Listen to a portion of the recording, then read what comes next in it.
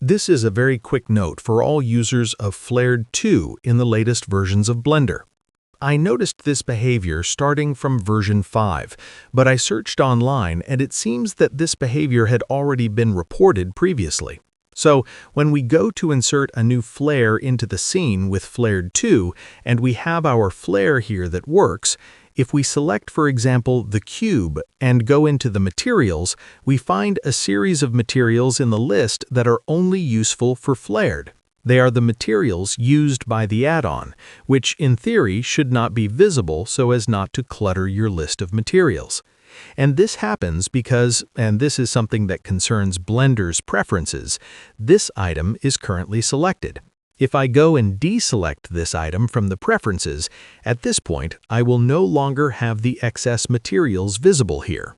You should save the preferences and the setting will remain saved forever. Good work. Ciao.